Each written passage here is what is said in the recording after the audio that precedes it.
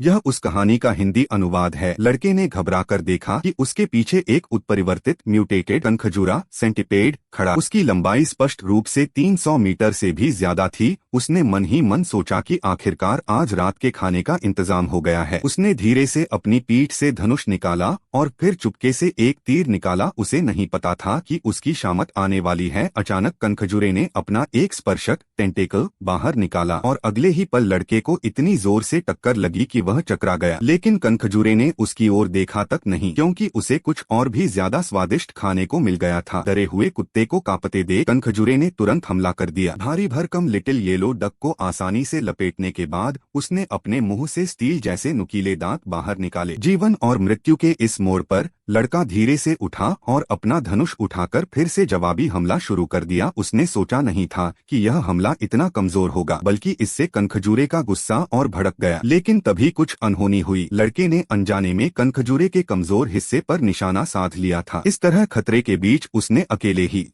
उसे मार गिराया और कुत्ते की जान भी बच गई। लेकिन जब वे दोनों अपनी जीत का जश्न मना रहे थे, तभी दूर से एक और भी भयानक राक्षस आता दिखाई दिया। लड़का और कुत्ता अपनी जान बचाकर पागलों की तरह भागने लगे। फिर वे एक सूखे पेड़ के पीछे छिप गए, जबकि वह राक्षस अपने आरी जैसे दांत लेकर धीरे धीरे उनकी ओर बढ़ने लगा।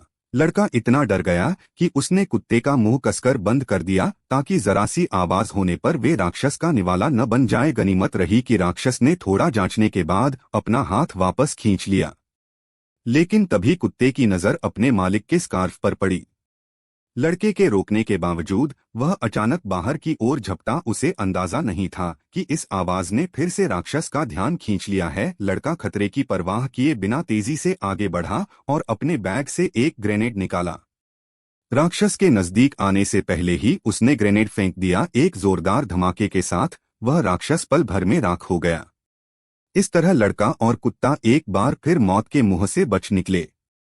क्या आप चाहते हैं कि मैं इस कहानी का अनुवाद अधिक बोलचाल वाली हिंदी में करूं या किसी और विशेष शैली में?